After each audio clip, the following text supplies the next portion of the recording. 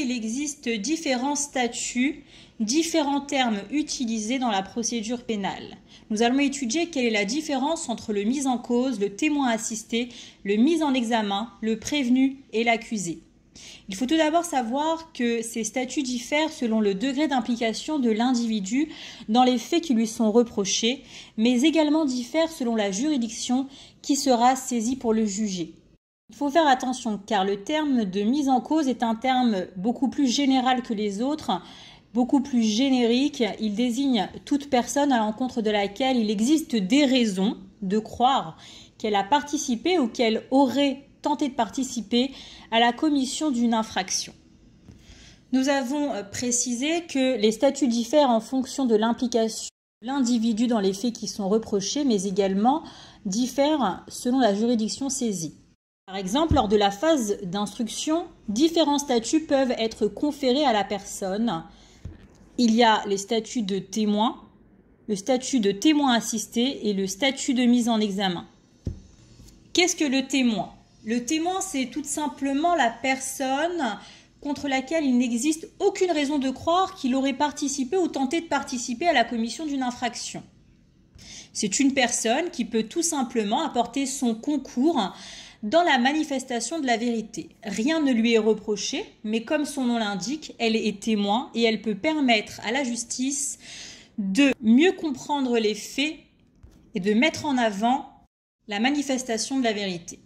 Pour ce qui est du témoin assisté, même si le terme peut porter à confusion puisqu'il contient le mot témoin, il faut savoir que le témoin assisté est une personne qui est mise en cause au cours d'une instruction, mais contre laquelle il n'existe pas d'indice grave et concordant permettant sa mise en examen.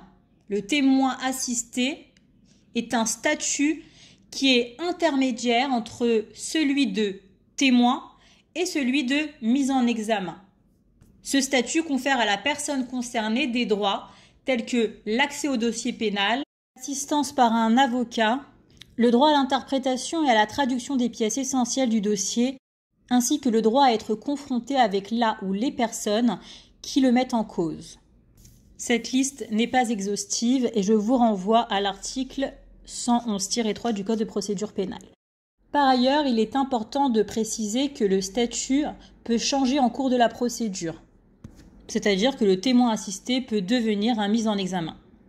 Quel est donc le statut de mise en examen ? Eh bien, le mis en examen est la personne à l'encontre de laquelle il existe des indices graves ou, voire et, concordants relatifs à la participation d'une infraction dont un juge d'instruction a été saisi. Il faut savoir que la décision de mise en examen provient du juge d'instruction et confère également des droits à la personne concernée. Certains droits du mis en examen sont les mêmes que ceux du témoin assisté, mais le mis en examen, eu égard à son statut particulier, lui confère des droits beaucoup plus importants. Par ailleurs, nous avons parlé de deux autres notions, c'est la notion de prévenu et la notion d'accusé. Il faut savoir que ces deux notions sont différentes parce que les notions de prévenu et d'accusé ne sont utilisées que dans la phase de jugement et non pas durant la phase de l'instruction.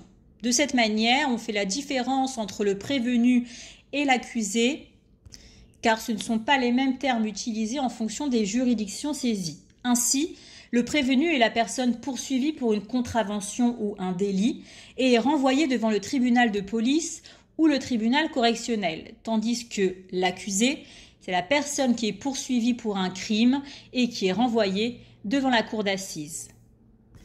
J'espère que ça vous a apporté plus de précisions sur les notions utilisées dans le précédent post. Si vous avez des questions, vous pouvez les écrire en commentaire. En tout cas, je vous invite à partager cette publication si vous pensez qu'elle peut aider un de vos proches ou quelqu'un qui en aurait besoin. Et vous pouvez bien évidemment l'enregistrer pour pouvoir la réécouter ultérieurement. Je vous dis à très bientôt et n'oubliez pas de soutenir cette page en vous abonnant et en likant.